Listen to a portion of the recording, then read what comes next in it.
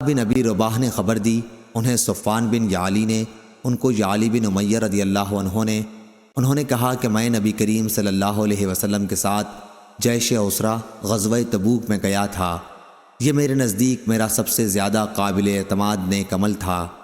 میرے ساتھ ایک مزدور بھی تھا۔ وہ ایک شخص سے جھگڑا اور ان میں سے ایک نے دوسرے مقابل والے کی انگلی چبا ڈالی۔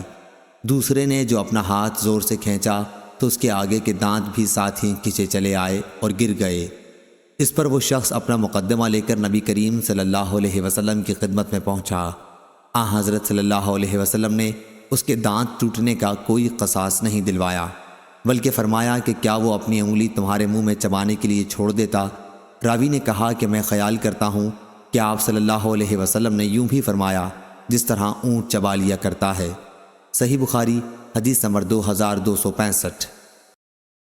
عبداللہ بن ابی ملیکہ نے بیان کیا اور ان سے ان کے دادا نے بالکل اسی طرح کا واقعہ بیان کیا کہ ایک شخص نے ایک دوسرے شخص کا ہاتھ کاٹ کھایا۔ دوسرے نے اپنا ہاتھ کھینچا تو اس کاٹنے والے کا دانت ٹوٹ گیا اور ابو بکر رضی اللہ عنہ نے اس کا کوئی قصاص نہیں دلوایا۔ صحیح بخاری حدیث نمبر 2266۔ عمرو بن دینار نے سعید بن جبیر سے خبر دی۔ یہ دونوں حضرات سعید بن جبیر سے اپنی روایتوں میں ایک دوسرے سے کچھ زیادہ روایت کرتے ہیں۔ ابن جریج نے کہا میں نے یہ حدیث اوروں سے بھی سنی ہے، وہ بھی سعید بن جبیر سے نقل کرتے تھے کہ مجھ سے ابن عباس رضی اللہ عنہ نے کہا اور ان سے ابی بن کعب رضی اللہ عنہ نے کہا۔ انہوں نے کہا کہ مجھ سے رسول اللہ صلی اللہ علیہ وسلم نے ارشاد فرمایا کہ پھر وہ دونوں موسیٰ اور خضر علیہ السلام چلے تو انہیں ایک گاؤں میں ایک دیوار ملی جو گرنے ہی والی تھی۔ سعید نے کہا خضر علیہ السلام نے اپنے ہاتھ سے اس طرح اشارہ کیا اور ہاتھ اٹھایا، وہ دیوار سیدھی ہو گئی۔ یعلی نے کہا میرا خیال ہے کہ سعید نے کہا خضر علیہ السلام نے دیوار کو اپنے ہاتھ سے چھوا اور وہ سیدھی ہو گئی۔ تب موسیٰ علیہ السلام بولے کہ اگر آپ چاہتے تو اس کام کی مزدوری لے سکتے تھے۔ سعید نے کہا حضرت موسیٰ علیہ السلام کی مراد یہ تھی کہ کوئی ایسی چیز مزدوری میں آپ کو لینی چاہیے تھی جسے ہم کھا سکتے، کیونکہ بستی والوں نے ان کو کھانا نہیں کھلایا تھا۔ صحیح بخاری حدیث نمبر 2267۔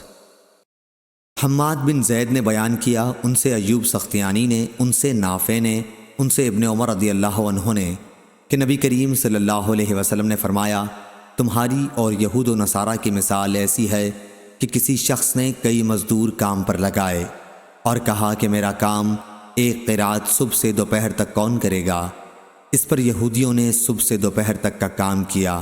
پھر اس نے کہا کہ آدھے دن سے عصر تک ایک قرات پر میرا کام کون کرے گا؟ چنانچہ یہ کام پھر نصارہ نے کیا۔ پھر اس شخص نے کہا کہ عصر کے وقت سے سورج ڈوبنے تک میرا کام 2 قرات پر کون کرے گا؟ اور تم امت محمدیہ ہی وہ لوگ ہو جن کو یہ درجہ حاصل ہوا۔ اس پر یہود و نصارہ نے برا مانا اور وہ کہنے لگے کہ کام تو ہم زیادہ کریں اور مزدوری ہمیں کم ملے۔ پھر اس شخص نے کہا کہ اچھا یہ بتاؤ کیا تمہارا حق تمہیں پورا نہیں ملا؟ سب نے کہا کہ ہمیں تو ہمارا حق پورا مل گیا۔ اس شخص نے کہا کہ پھر یہ میرا فضل ہے، میں جسے چاہوں زیادہ دوں۔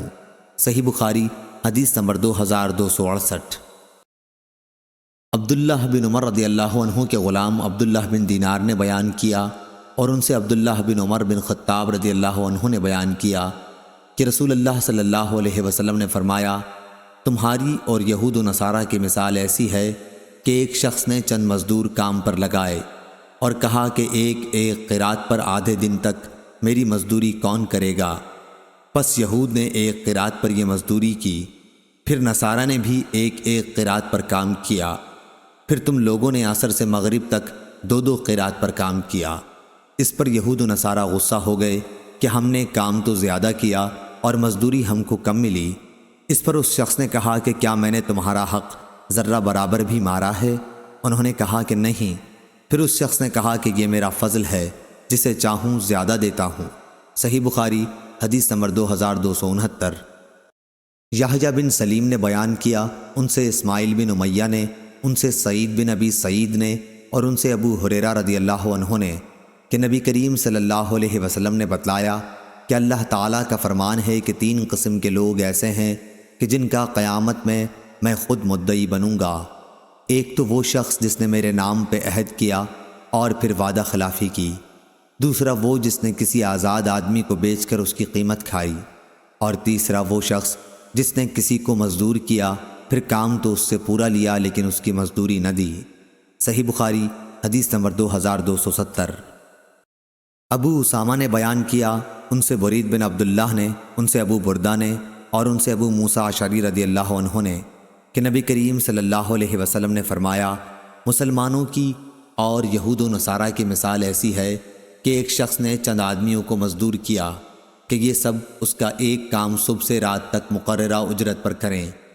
چنانچہ کچھ لوگوں نے یہ کام دوپہر تک کیا، پھر کہنے لگے کہ ہمیں تمہاری اس مزدوری کی ضرورت نہیں ہے جو تم نے ہم سے طے کی ہے، بلکہ جو کام ہم نے کر دیا وہ بھی غلط رہا۔ اس پر اس شخص نے کہا کہ ایسا نہ کرو، اپنا کام پورا کر لو اور اپنی پوری مزدوری لے جاؤ، لیکن انہوں نے انکار کر دیا اور کام چھوڑ کر چلے گئے۔ آخر اس نے دوسرے مزدور لگائے اور ان سے کہا کہ باقی دن پورا کر لو تو میں تمہیں وہی مزدوری دوں گا جو پہلے مزدوروں سے طے کی تھی۔ چنانچہ انہوں نے کام شروع کیا، لیکن عصر کی نماز کا وقت آیا تو انہوں نے بھی یہی کہا کہ ہم نے جو تمہارا کام کر دیا ہے وہ بالکل بیکار رہا، وہ مزدوری بھی تم اپنے پاس ہی رکھو جو تم نے ہم سے طے کی تھی۔ اس شخص نے ان کو سمجھایا کہ اپنا باقی کام پورا کر لو، دن بھی اب تھوڑا ہی باقی رہ گیا ہے، لیکن وہ نہ مانے۔ آخر اس شخص نے دوسرے مزدور لگائے کہ یہ دن کا جو حصہ باقی رہ گیا ہے اس میں یہ کام کر دیں۔